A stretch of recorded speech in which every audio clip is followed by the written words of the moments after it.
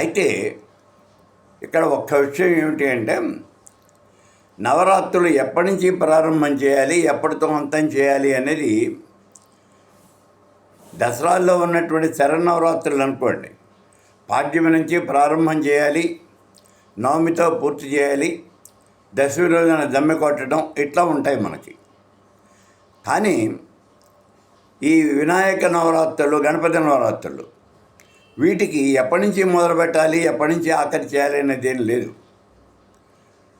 ముందు నుంచి మొదలు పెట్టచ్చు, వినాయక చవితి రోజు నుంచి మొదలు పెట్టచ్చు, లేదా ఆ వినాయక చవితి మధ్యలోకి వచ్చేట్టుగా అటు ఇటు వినాయక చవితితో నవరాత్రులు పూర్తయిపోయేట్టు చేయొచ్చు, దాన్ని మధ్యలో పెట్టి చేయొచ్చు, లేదా వినాయక చవితి రోజునే మనం దీన్ని ప్రారంభం చేయొచ్చు.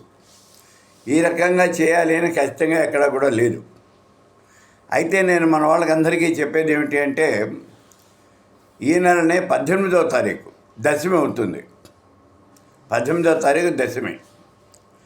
కాబట్టి ఈ నెల మీరు 18వ తారీఖున కనుక ఈ నవరాత్రులు చేయటం ప్రారంభం చేస్తే కరెక్ట్గా 26వ తారీఖుకి 9 రోజులు అయిపోతాయి. 27వ తారీఖు వినాయక చవితి వ్రతం చేసి దేవుడికి ఉద్వాసం చెప్పేసి నమస్కారం పెట్టేయచ్చు. ఇది చాలా హాయి అయిన పనిగా కనిపిస్తోంది.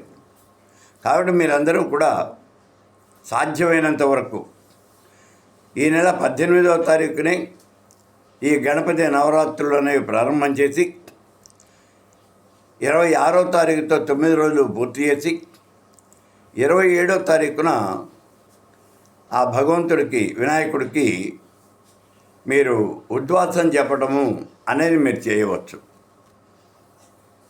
కాబట్టి మీరు ఇలా చేయండి, ఇదే బాగుంటుంది. ఈ 9 రోజులు మేము ఏం చేయాలి అన్నప్పుడు ఇందాక చెప్పాను కదా, మీరు ఏమీ చేయలేకపోతే ఏం పర్వాలేదు, ఈ పుస్తకం మొదల నుంచి చివరికి చదివేయండి, అంతే. మొదల నుంచి చివరికి చదివేయండి. హోమం మీరు ప్రాక్టికల్గా కూర్చొని చేయలేకపోయినా అందులో ఉన్న మంత్రాలని అలా చదివేయటం అనేది ఇది ఒక పద్ధతి. అలా చదివేసేయండి, మీకు చేసినటువంటి ఫలితం అనేది వస్తుంది. నేను మళ్ళీ ఇంకోసారి చెప్తున్నది ఏమిటి అంటే, ఇందులో ఈ పుస్తకంలో గణపతి హృదయం, గణపతి కవచం, గణపతి మహావిద్య, గణపతి హోమం ఇవన్నీ కూడా చాలా క్లియర్గా ఇవ్వబడ్డాయి. ఇక్కడ గణపతి హోమం, గణపతి కవచం, గణపతి ఖడ్గమాల ఇచ్చిన పుస్తకాలు ఇంకోటి లేవు. కాబట్టి ఈ పుస్తకం తీసుకోండి.